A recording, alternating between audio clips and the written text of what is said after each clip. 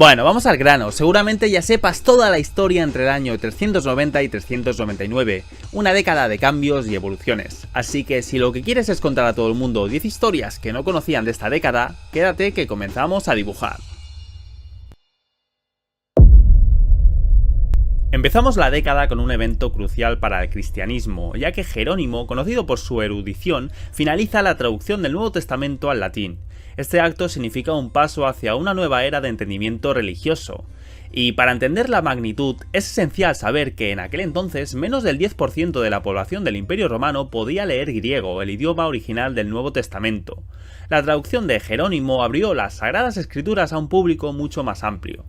Con este logro bajo el brazo, inicia la titánica tarea de traducir el Antiguo Testamento, no del griego, sino del hebreo, una decisión que generaría controversia, ya que el hebreo era un idioma menos conocido en el mundo cristiano de esa época.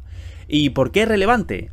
Pues antes de Jerónimo, la mayoría de las traducciones del Antiguo Testamento al latín se basaban en la Septuaginta, una versión griega. Jerónimo buscaba una conexión más directa con el texto original.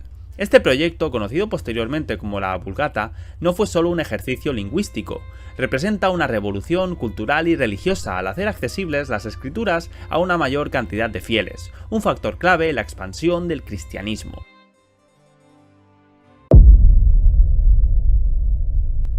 En el año 391 ocurrió uno de los mayores desastres de nuestra historia. La gran biblioteca de Alejandría, un emblema del conocimiento, fue consumida por las llamas. Fundada en el siglo IV a.C., esta biblioteca no era solo un depósito de libros, sino que iluminaba la antigüedad. Aquí la ciencia, la filosofía y el arte convergían, creando un crisol cultural incomparable.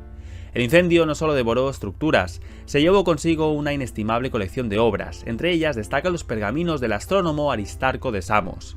Este visionario griego fue uno de los primeros en proponer que la Tierra orbitaba alrededor del Sol. Además, el fuego aniquiló numerosas obras dramáticas. Dramaturgos como Eurípides y Sófocles, cuyas tragedias y obras son patrimonio cultural, perdieron gran parte de su legado en este siniestro. Se estima que decenas de sus trabajos, que potencialmente podrían haber influido enormemente en la literatura y el teatro moderno, se volvieron cenizas. La magnitud de la pérdida es difícil de cuantificar. Algunos historiadores creen que la biblioteca albergaba entre 40.000 y 400.000 manuscritos. Este evento no solo fue una tragedia para la cultura clásica, sino que también representó un enorme retroceso para el avance científico. Ideas y teorías que podrían haber adelantado siglos de descubrimientos científicos se perdieron, retrasando potencialmente el progreso humano. Teodosio I, conocido como el Grande, se convierte en el último emperador en gobernar tanto la parte oriental como la occidental del imperio. En su mandato promulgó un edicto que intensificaba la prohibición de las prácticas religiosas no cristianas. Como consecuencia directa de este edicto, los seguidores de religiones paganas se enfrentaron a una ola de persecución. Esto llevó el cese de rituales que habían sido parte integral de la cultura y la espiritualidad romana por siglos, incluyendo los venerados misterios eleusinos, que habían perdurado por casi 2000 años. Estos, un conjunto de rituales de iniciación celebrados en honor a Demeter y Perséfone, fueron prohibidos. Estos misterios, que en su apogeo atrajeron a miles de iniciados, incluyendo a figuras como Sócrates y Platón, representaban un vínculo espiritual profundo en el mundo natural y sus ciclos. Más allá de los templos, el edicto de Teodosio también tenía implicaciones en la vida diaria de los romanos. Se prohibieron objetos de importancia espiritual en el hogar, tales como incienso o figuras representativas de deidades, lo que evidencia la profunda transformación cultural y religiosa que estaba en marcha. Y estadísticamente, este cambio representó una transformación masiva. Tras la promulgación del edicto, el número de cristianos aumentó hasta sus números máximos.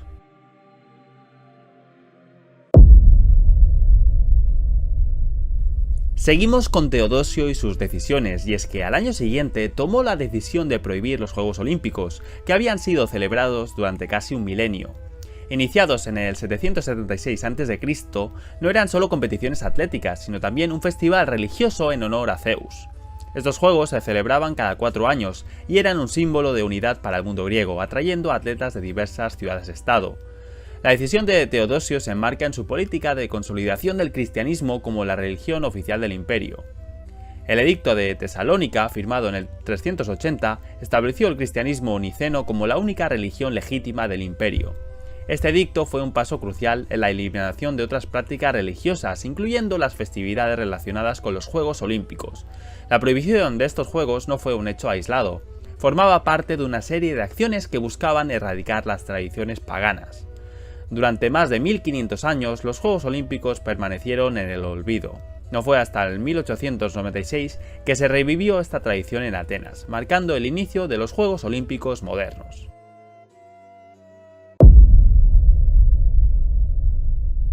En el 394 se hizo la última inscripción jeroglífica conocida. Este evento simboliza el fin de una era milenaria en la escritura egipcia. Este último mensaje del antiguo Egipto, conocido como el grafito de Smet-Akom, fue tallado en la isla de Phile, un sitio sagrado que era entonces un bastión de la cultura y religión egipcia. El grafito, un testimonio de la resistencia cultural, fue inscrito en el templo de Isis, uno de los últimos activos de esta época. Este templo representaba la perseverancia de las creencias egipcias ante el avance del cristianismo. Curiosamente, solo el 1% de los egipcios podía leer jeroglíficos en este tiempo. Este arte de escritura, complejo y enigmático, se mantuvo exclusivo para una élite educada. La inscripción, hecha por un sacerdote llamado con el mismo nombre, simboliza la despedida de una práctica milenaria. Era el último eco de una lengua que había florecido durante más de 3000 años.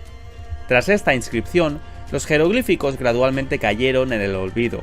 No fue hasta el siglo XIX, con el descubrimiento de la piedra Rosetta, que se redescubrió su significado.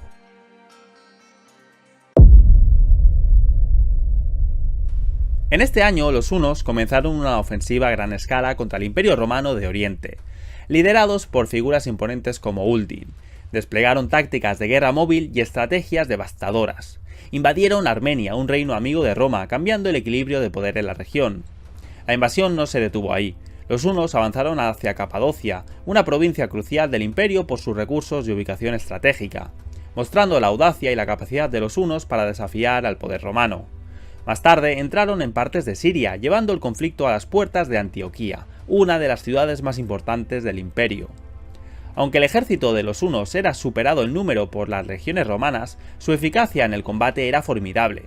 El impacto de estas invasiones fue profundo, desencadenando cambios políticos y sociales dentro del imperio. La presión provocó reacciones en cadena en la estructura del poder romano.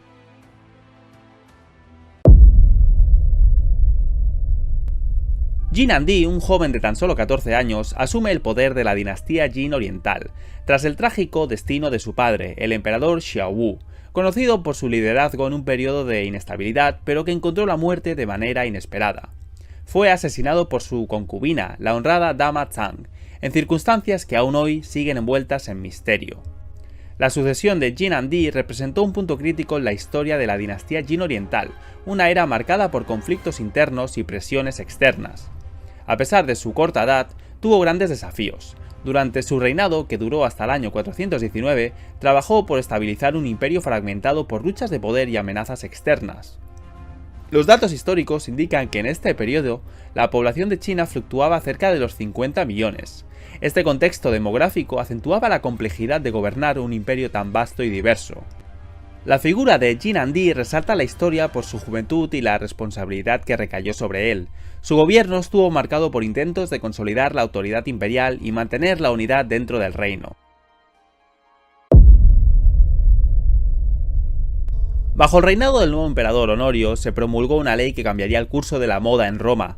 La legislación, revolucionaria para su tiempo, declaraba ilegales los estilos de vestimenta considerados bárbaros dentro de la ciudad.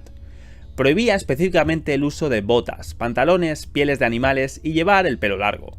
Esta ley surgió como respuesta al creciente interés de los romanos por las modas de los pueblos bárbaros. En un periodo donde cerca del 30% de la población en Roma mostraba afinidad por estilos no romanos, la ley buscaba preservar la identidad y las tradiciones del imperio.